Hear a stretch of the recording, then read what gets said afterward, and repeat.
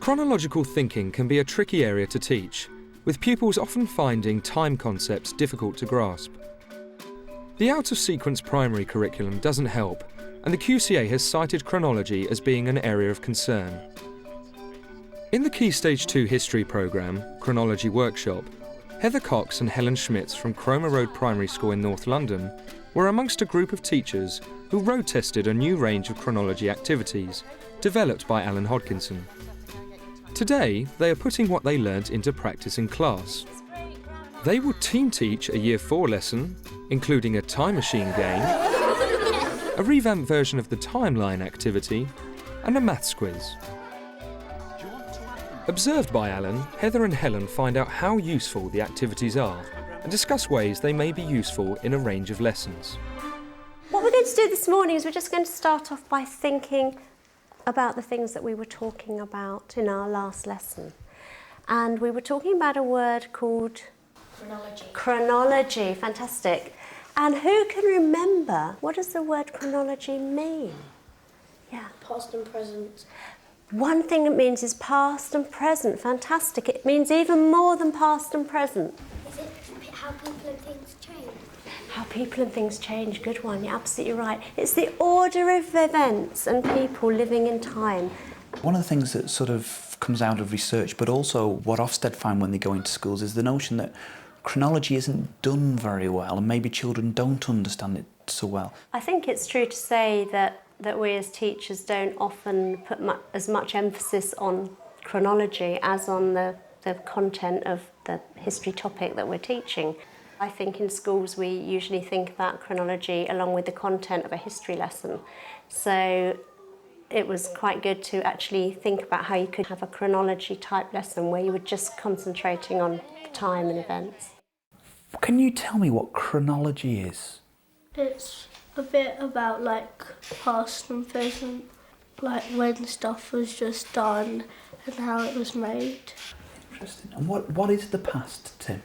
Past stuff that's already happened, like what I'm saying is the past. Okay, and how long ago does the past go back? Like ever. How long is ever? I don't know. OK, we're going to go back in time. Putting on our hats makes us time machines, OK? We're now going to be a time machine. Oh, how am I going to be a time machine?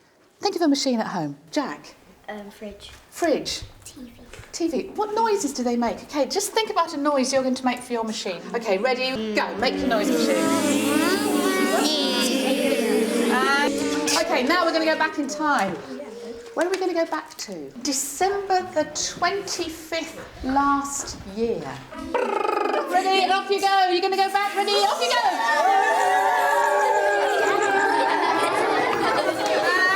Freeze. What can you see, Daniel? Presents. Presents, what can you see?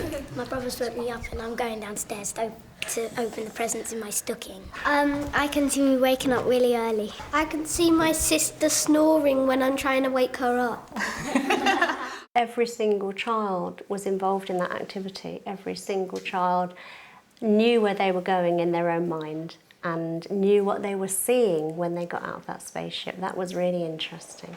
When we were doing with you, we drew that on a piece of paper.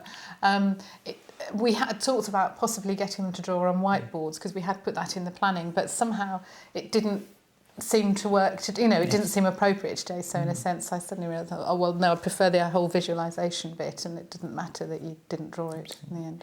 Where else could we go? Henry VIII. OK, right, we're going to go back to Henry VIII. Switch on, ready, go.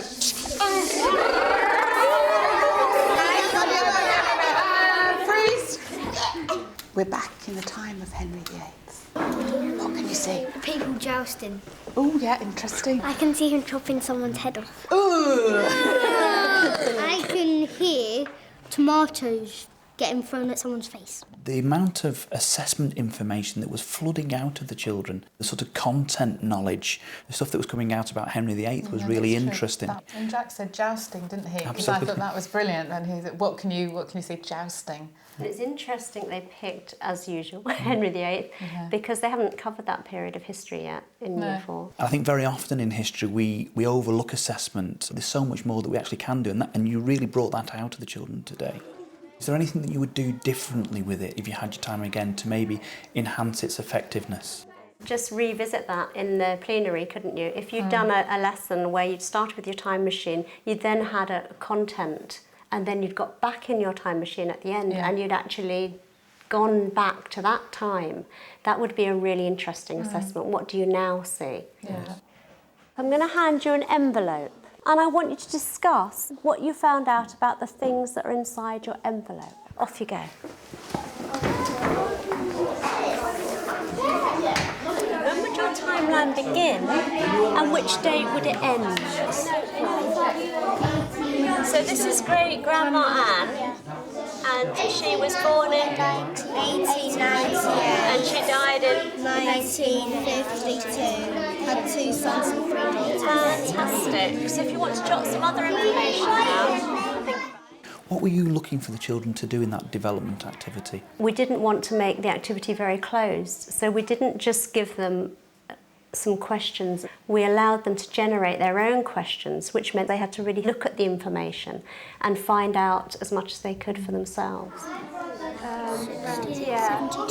it was there. Hold on, she had a daughter, which was her. Okay, so At the moment they're looking at my family cards, so they're ordering my family, my mother, my grandmother and my great-grandmother. I'm looking for this notion about how they order time, how they sequence the events in time, and it's going to be interesting to see whether they can actually order these time for who was born longest ago in the past and who was closest to the present. So I'm really watching out for that. this one's born in 1996 alone, so that goes here. They've really enjoyed working with chronology. They're really interested in this family. Interestingly enough, straight away ordered the cards into the timeline. That was what they were thinking of. And now they're trying to work out how old the people are. What's my grandmother's name? Grandmother's name is Edith. Edith. So when was she born? 1920. You'd have been alive then, wouldn't you? In 1920. Why not? I was born in 1996. I'm really impressed with the standard of work that I've seen this morning. How much work have you done on chronology so far? This is the first time we've done this, the first time we've looked at the cards, the first time we've introduced it. I just think it's phenomenal the way they've taken it on board. No, this has hit all the range of abilities as well. No, we've been able to challenge the children that have really got thoughts and really want to move forward, and also children who have real learning needs have been very engaged and have been able to actually do things at their level as well.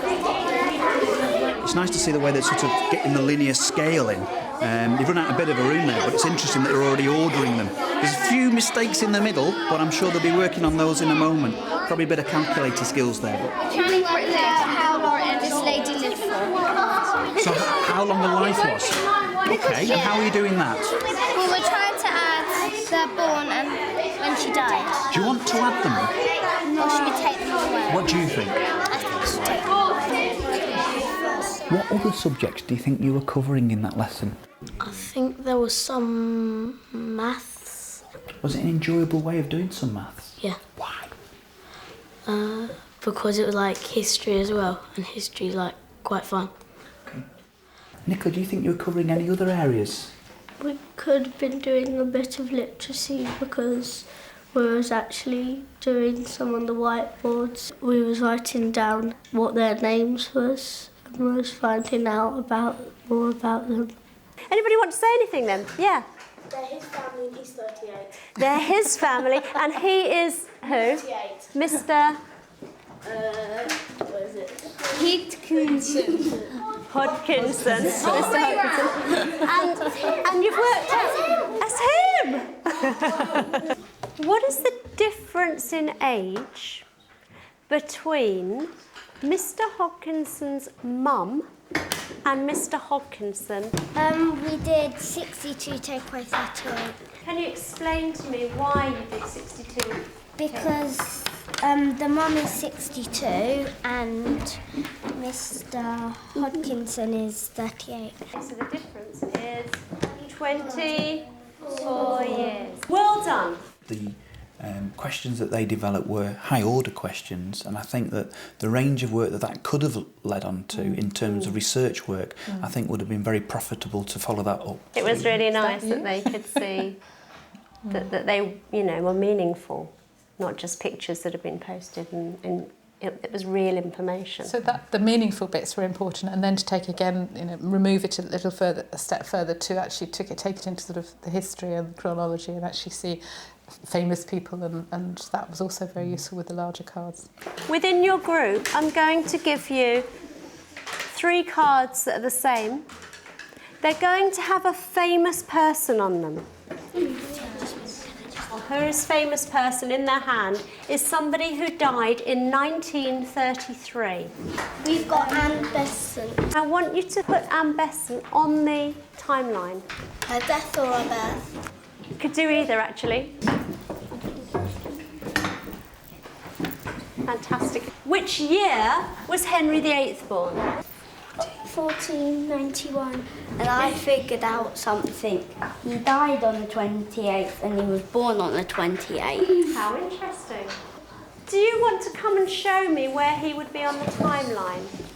One of the children, he went all the way along the timeline, then he went back again, and he then slowly worked his way back, and he got it absolutely perfectly. It's about seeing how children are understanding the issue of sort of timelines. That was really important when I saw that, because it quite clearly showed that that child was being given a physical representation of time that they could work with. Could Winston Churchill have been alive at the same time as Queen Victoria? So could they have been alive at the same time?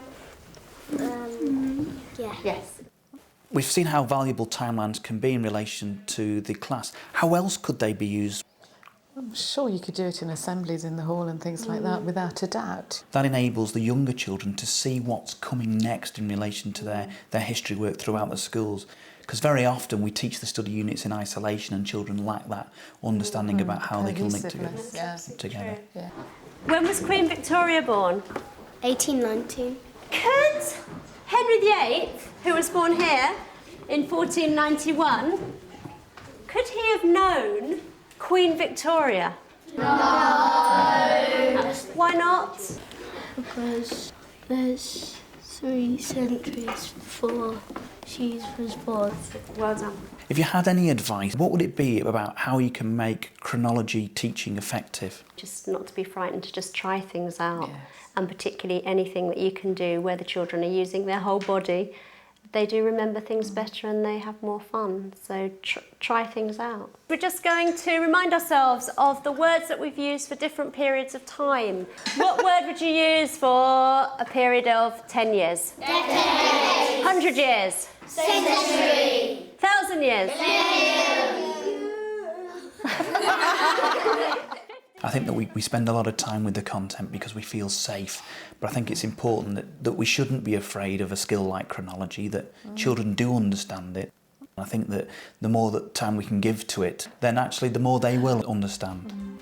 At the beginning, when they say chronology, past and present, like it sounded really hard.